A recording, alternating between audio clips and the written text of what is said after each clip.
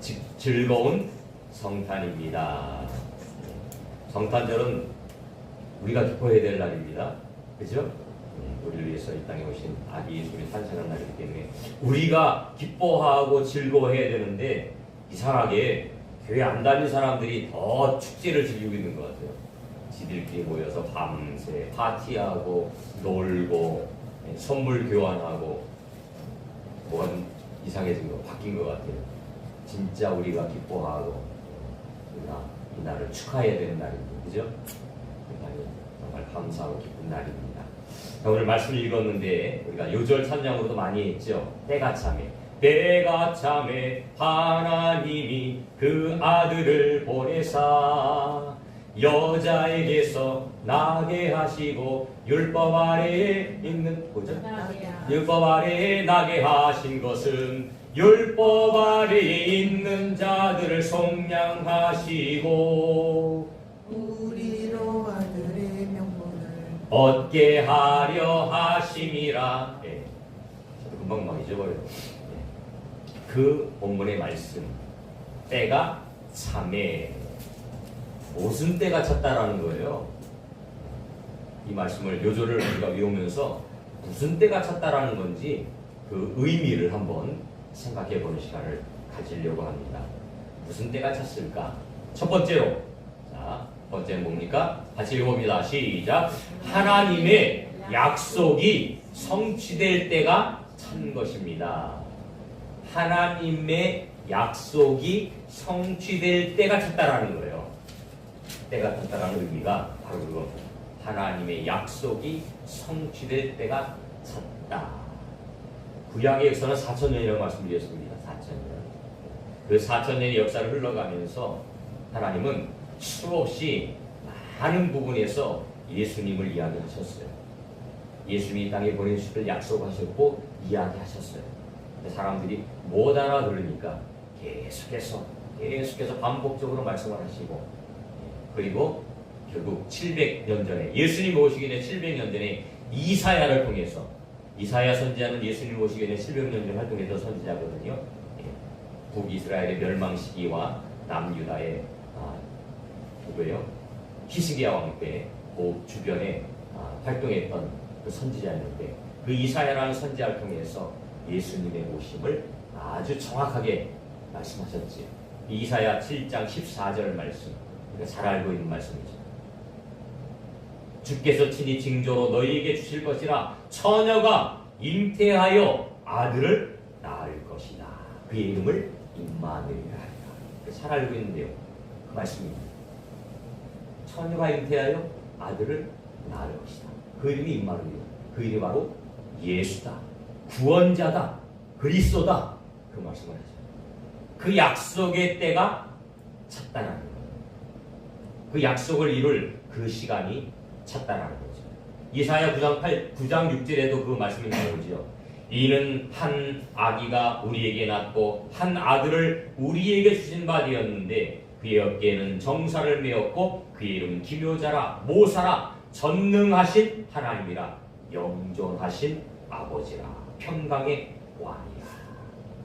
예수님이 어떤 분이에요? 하나님이에요. 모든 걸 통치하시는 분이에요. 그분이 오신다는 거예요.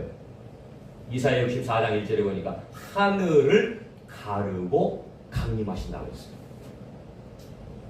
하늘을 가르고 강림한다는 게 뭐예요? 그게 예수님이 인간의 몸을 입고 이 땅에 오셨다는 거예요.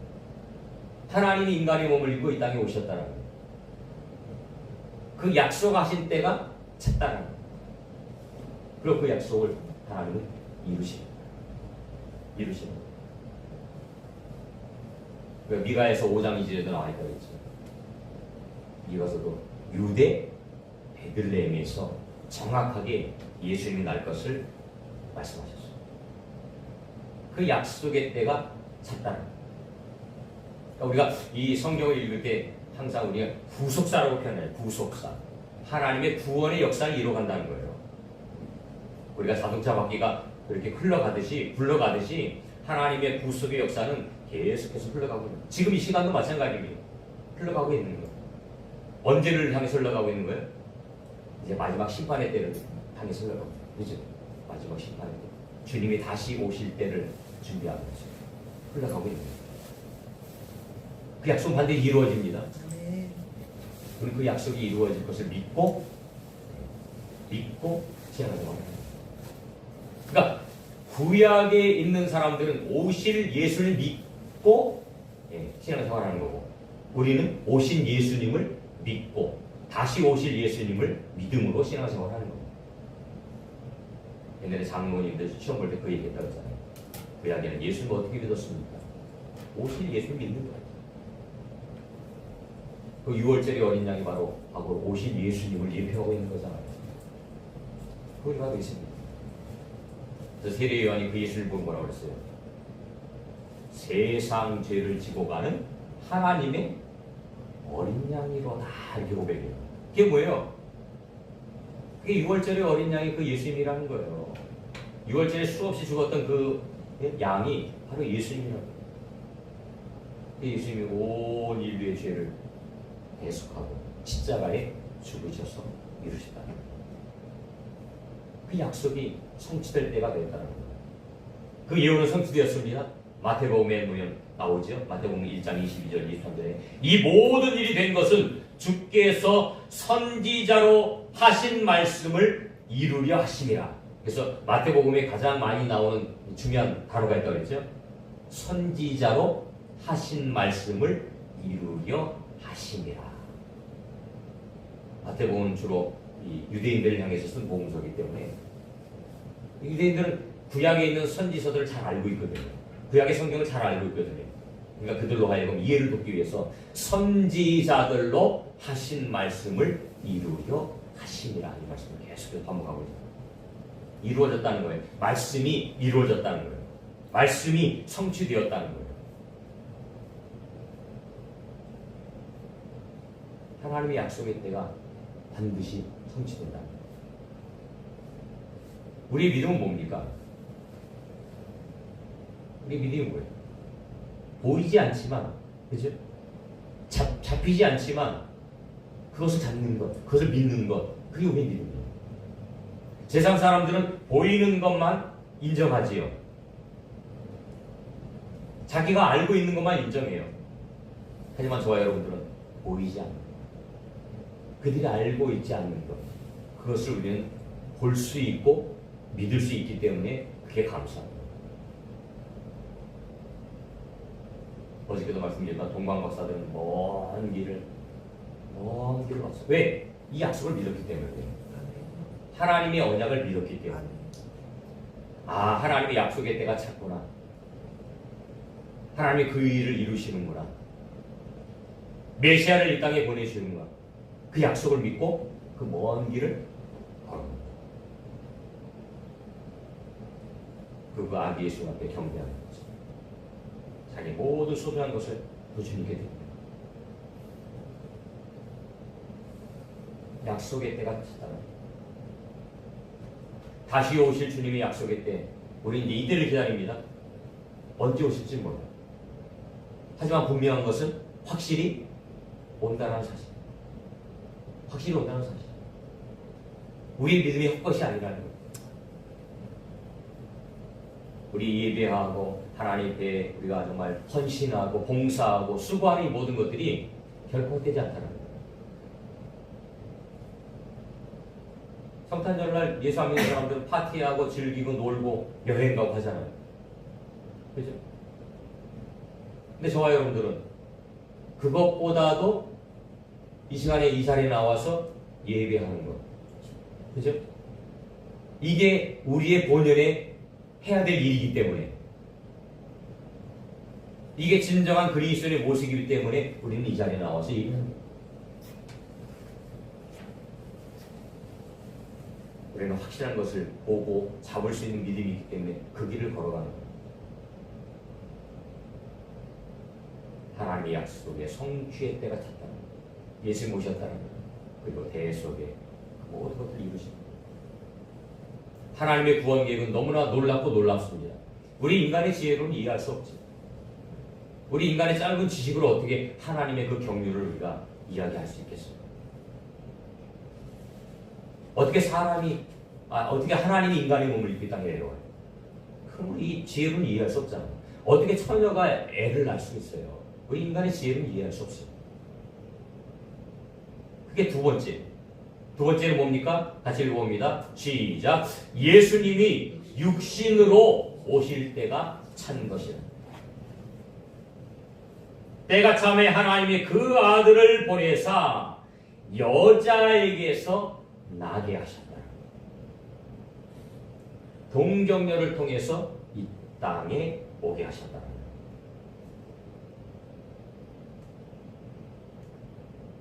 왜 하늘에서 뾰로로 이렇게 내려오지 않고 사람의 몸을 입고 왔을까요? 왜 사람의 몸을 입고 왔어요? 그럼 그거 생각해 보시면 되겠군요. 하늘에서 그냥 뛰어내리지, 점핑하지. 바로 그냥 내려오시지. 왜 동정녀의 몸을 통해서만 이 땅에 오셔야 했을까요? 육신의 몸으로만 오셔야 했을까요? 이거에 대한 여러분들이 마음속에 답이 있어요. 왜 사람의 몸으로만 입고? 그것은 죄 없는 사람이 필요했기 때문에. 우리 모든 사람은 나면서부터 죄를 가지고 태어나는데 죄 없는 사람이 이 땅에 오셔야 우리의 죄를 대속할 수 있기 때문에. 대속의 누군가가 필요했기 때문에 하나님이 인간의 몸을 입고 이 땅에 오신 분이 바로 아기 예수님이에요. 그래서 마태복음 1장 14절에 말씀이 육신이 되어 우리 가운데 거하심에 우리가 그의 영광을 보니 아버지의 독생자의 영광이요 은혜와 진리가 충만하더라.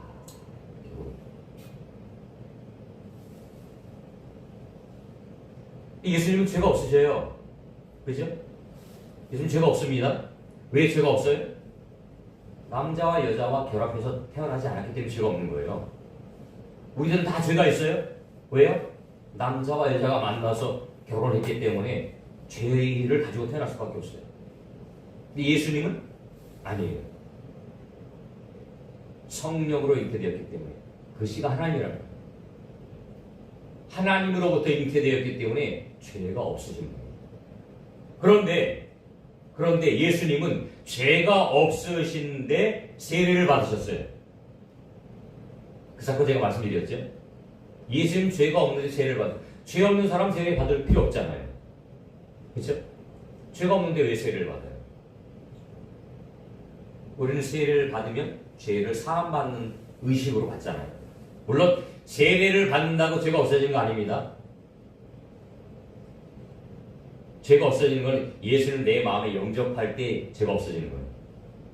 근데 이게 세례 받을 때 내가 예수님을 확실히 믿을 수 있어요. 그래서 우리가 그걸 징표로 세례를 주면 죄사함을 받는다 이렇게 하지만 세례를 받아도 예수님을 안 믿으면 그 사람은 죄가 없어지는 게 아니에요. 이걸 잘 여러분들이 구별하셔야 됩니다. 세례는 그 의식이지 세례 안 받아도요 예수님을 내 마음속에 영접하면 그 사람은 죄 용서 받는 거예요. 잘 구별하셔야 돼요. 근데 예수님은 세례를 받을 필요가 없어요. 왜? 죄가 없으신 분인데. 그럼 예수님은 왜 세례를 받으셨느냐? 그거는 예수님이 받은 세례는요 우리의 세례가 달라. 우리는 죄 용서를 받는 세례를 받지만 예수님이 받는 세례는요 모든 세상의 죄를 전가받는 세례. 우리는 죄를 벗기 위한 세례지만 예수님은 모든 인류의 사람들의 죄를 본인 스스로 받기 위한, 감당하기 위한 그 세례다. 그래서 그 세례를 받으시고 십자가에서 달려 돌아가시면서 온 인류의 죄를 예수님께서 사해 주시는 거예요. 대속해 주시는 거예요. 그래서 육신의 몸을 입고 이 땅에 오시는 거예요. 그리고 우리의 죄를 위해서 십자가에 못 박히시고 고통을 당하시는 거예요. 그리고 다 이루었다 말씀하시는 거예요. 다 이루었다. 그러니까 대속의 제물이 필요하기 때문에. 6월절에 어린 양이 필요했던 것처럼 대속의 제물이 필요했기 때문에 예수님은 인간의 몸을 입고 이 땅에 오셨다는 거죠. 그래서 빌립보서에 보면 그렇게 고백하죠. 사도 바울이. 그는 근본 하나님의 본체시나 하나님과 동등됨을 취할 것으로 여기지 아니하시고 오히려 자기를 비워 종의 형체를 가지사 사람들과 같이 되셨고 사람의 모양으로 나타나사 자기를 낮추시고 죽기까지 복종하셨으니 곧 십자가에 죽으심이라. 그의 근본은 하나님이라고 했습니다. 하나님과 본체라는 거예요. 그래서 우리 기독교는 성부, 성자, 성령, 삼위일체의 하나님이에요.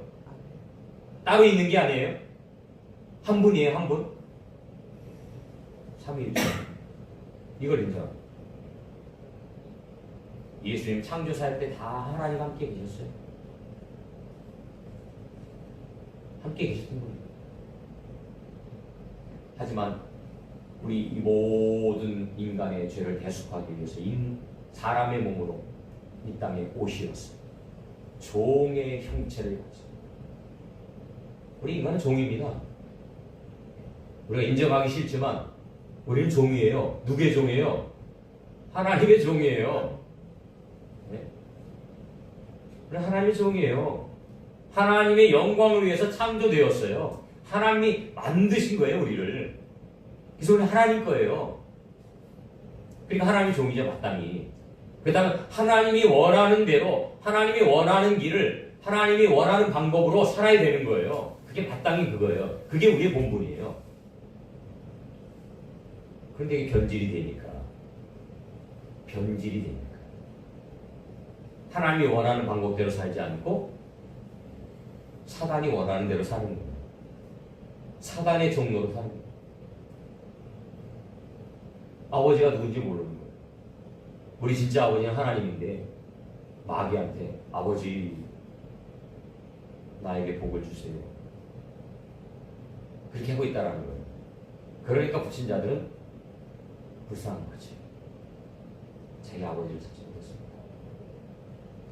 영적 고하잖아요. 영적 고. 저와는 부모를 찾아야 행복하지 부모를 찾지 않으면 행복하지 않습니다. 잃어버렸던 부모를 찾아야 돼요. 부모를 찾아야 많은 것을 가졌을 때 그게 누림이 되는 거예요. 부모를 찾지 않으면 맛있는 것을 주어도 돈을 주어도 결코 행복을 찾을 수 없습니다. 우리가 마찬가지예요. 사람이 마찬가지라는 거예요. 우리는 태어나면서 영적 고로 태어난 거예요. 그런데 어느 순간에 저와 여러분들은 예수를 만난 거예요. 부모님을 통해서 만날 수도 있고 저와 같이 친구를 통해서 만날 수도 있고 아니면 뭐 주위의 이웃을 통해서 만날 수도 있고 만났다면 그게 너무너무 감사한 거예요. 너무너무 감사한 거예요. 얼마나 큰 축복입니까? 대속의 제물이 필요했기 때문에 예수님은 육신의 몸을 입고 이 땅에 오셔야만 여자에게서 나게 하셨다. 마지막으로 세 번째입니다. 같이 읽어봅니다. 시작. 하나님의 사랑을 확증하실 때가 찬 것입니다. 때가 차면 하나님이 그 아들을 보내사 여자에게 나게 하시고 율법 아래에 나게 하신 것은 율법 아래에 있는 자들을 뭐 하려고요? 성량하려고. 성량이 뭔데요? 풀어주는 거. 노예가 되어서 노예를 살려면 그 노예의 값을 지불해야 돼요. 그죠? 노예 값을, 돈을 지불해야 돼요. 우리의 핏값을 지불하셨어요. 누가요? 예수님이. 그걸 우리가 성량이라고 하죠. 우리의 죄값을 예수님께서 지불하시려고 이 땅에 오셨다는 거예요. 때가 찼습니다. 그런데 이게 바로 하나님의 사랑이에요. 하나님의 사랑. 하나님을 사랑하셨다. 하나님이 세상을 이처럼 사랑하사 독생자를 주셨습니다. 하나님이 사랑하셨기 때문에 독생자를 이 땅에 보내주셨다. 로마서 5장 8절에도 우리가 아직 죄인 되었을 때에 그리스도께서 우리를 위하여 죽으심으로 하나님께서 우리에 대한 자기의 사랑을 확증하셨다고 했습니다. 그리스도께서 우리를 위해 죽으심으로 하나님이 우리를 향한 사랑을 보여주셨다는 거예요. 얼마나 사랑하는지, 하나님 우리를 얼마나 사랑하시는지를 친히 보여주셨다.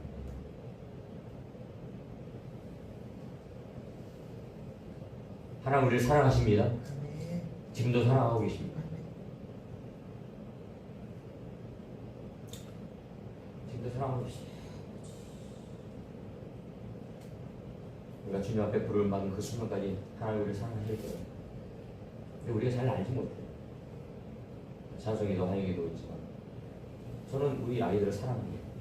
근데 이 아이들이 제 사랑을 얼마큼 느낄지 모르겠어요. 내리사랑이라고 하더라고요. 부모는 자식을 사랑하는데 자식들은 그만큼 부모를 사랑 못한다고. 저부터 그런 것 같아요. 근데 하나님이 우리를 사랑하는 거 이거하고 비교할 수 없죠. 얼마나 사랑하십니까? 얼마나 은혜를 베풀어 주십니까? 길이 참으시고 또 참으시고. 저는 화가 나면 막 화를 내지만 하나님은 화가 난다고 이렇게 화를 하고 계신 분이에요. 참으시고 또 참으시고 용서하시고 또 용서하시고 그 사랑을 보여주셨어요. 제가 몇 주 전에도 설계했죠. 노아의 방주 사건. 불과 인류가 창조된 지 얼마 안 됐어요. 1600년이라는 시간밖에 안 됐어요. 근데 인류가 이렇게 타락이 된 거예요. 하나님 물로 심판하시죠. 심판을 받았으면 정신 차리고 더 이상 죄를 짓지 말아야 되는데요. 500년이 또 지난 이후에 소돔과 고모라 성 보세요. 의인 10명이 없었다니까요. 몇몇 명이 살고 있는 그 성에요. 의인 10명이 없었어요. 그만큼 타락하는 거예요. 그만큼 타락하는 거예요. 근데 하나님 참으시죠. 그것도 시간이 지나요. 지금 세상을 보세요. 얼마나 타락했어요. 얼마나 죄악이 만연합니까? 뉴스를 보면 하루에도 뭐 수십 건씩 수백 건씩 사람을 죽이고 해코지하고 나쁜 짓 하고 막 이런 것들 엄청나게 많이 나와요. 그게 하나님의 마음이 상실되었기 때문에, 그들의 마음에 하나님의 마음이 상실되었기 때문에 사랑의 마음이 없으니까요. 해코지하는 거예요. 미워하는 거예요. 우리가 하나님의 마음을 품으면요 모든 걸 다 용서할 수 있습니다. 그렇죠? 우리가 자식들 잘못한다고 다 자식들 저기 하나요? 아니잖아요. 용서하잖아요. 용서하고 또 용서하고 또 용서.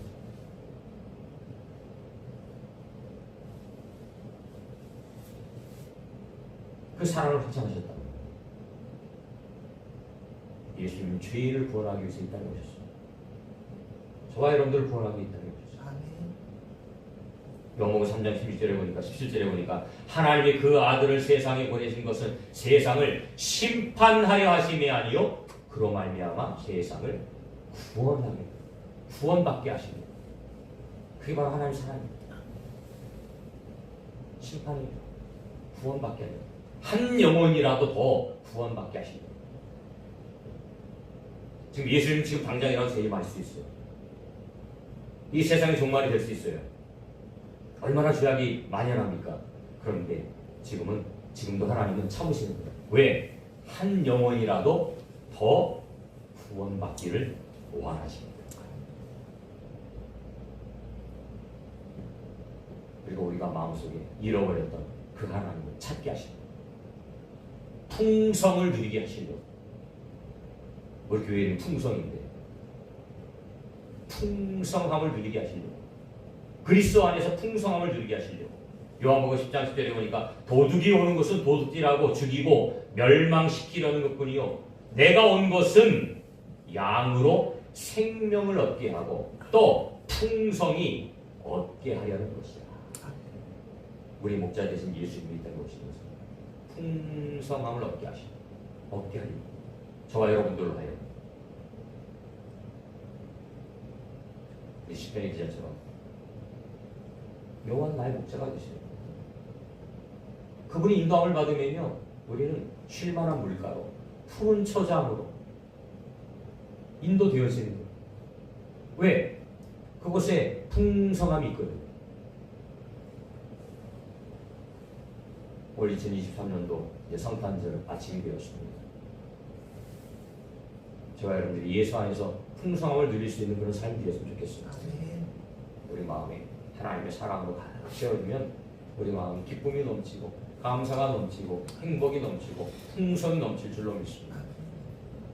그 사랑을 하나님이 보여주셨습니다. 근데 우리 하나님의 자녀이기 때문에 우리들도 저와 여러분들도 그 사랑을 이제는 뭐라는 거예요? 칭찬하라. 나누라는 거예요. 너희가 받은 그 사랑을 이제는 나누라. 나누라. 이웃에게 나누는 거예요.